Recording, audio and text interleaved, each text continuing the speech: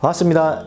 임효빈입니다. 로또 1등 당첨 이상의 가치, 1000원으로 소소하지만 확실한 행복, 소확행을 누리는데 로또가 빠질 순 없지요. 이번 기회가 아니면 인생 역전을 할 수가 없다는 생각으로 로또를 사고는 합니다. 당첨이 되지 않으면 더욱 불행해지기만 할 뿐입니다. 한탕주의로 얻은 요행이다 보니 당첨을 하더라도 인생이 파탄난 사례는 쉽게 찾아볼 수 있습니다. 2002년 판매한 로또 복권이 지난해 발행된 지 18년 만에 가장 많이 팔렸습니다. 코로나19의 장기 불황에 부동산과 주식 폭등으로 양극화가 심해지면서 탈출구로 구입하는 사람들이 늘었습니다. 여기에 카지노, 경마, 경륜 등 사행산업이 침체에 빠진 것도 상대적으로 박탈감을 느낀 서민이 그만큼 많다는 것입니다. 로또 1등에 당첨되기 위해서는 1부터 45까지의 번호 중에 6개의 번호가 일치해야 합니다. 1등 당첨의 확률은 총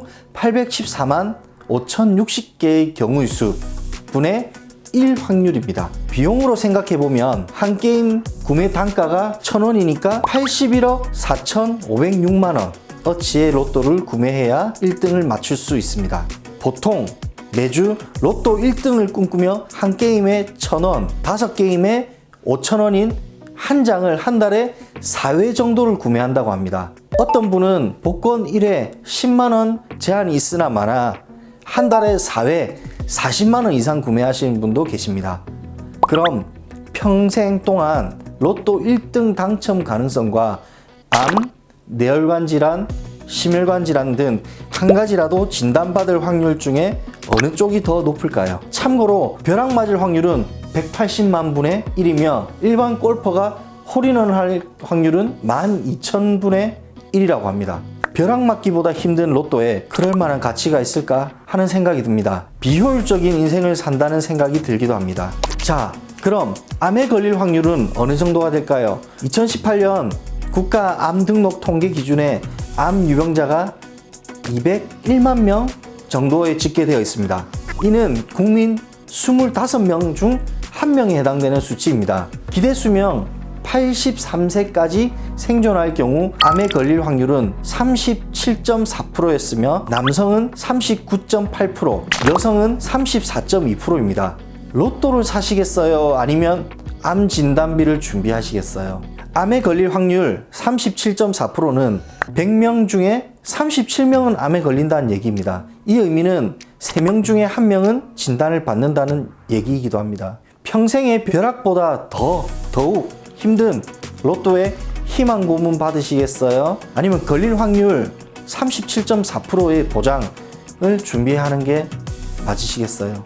인생 역전을 꿈꾸며 이번 주도 로또꽝 하셨지요? 대책 없이 오래 살거나 대책 없이 죽는다면 어떨까요? 보장자산 준비가 우선되어야 합니다. 대비하지 않으면 인생 쪽박, 인생 여전, 인생 불편, 인생 폭망할 수도 있습니다. 그럼 매월 구매하는 복권 구입 금액으로 얼마만큼의 보장자산을 준비할 수 있을까요? 매월 변경되는 보장보험료는 지금 확인하세요.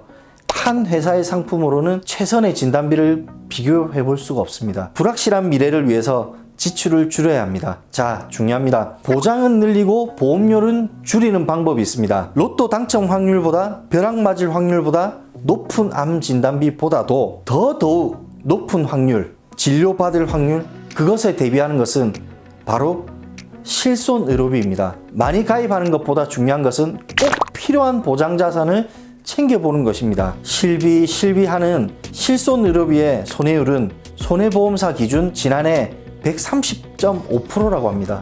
생명보험사는 절반 이상이 판매 중단했습니다. 그것은 무엇을 얘기하는 것일까요? 손해보험사 역시 3개사를 제외한 10개사만 판매하고 있습니다. 적자보험 판매를 중지했다는 의미는 무엇일까요? 그만큼 중요하다는 것이겠죠. 3,500만 명이 가입하고 있습니다. 지금 가입 중인 실손의료비 얼마나 갱신되고 올랐나요? 혹시 오르는 실손의료비를 가지고 있으세요? 아니면 줄어든 실손의료비를 가지고 있으세요? 요즘 힘드시죠? 물가는 올라가고 늘어나는 생활비 때문에 걱정이 많습니다.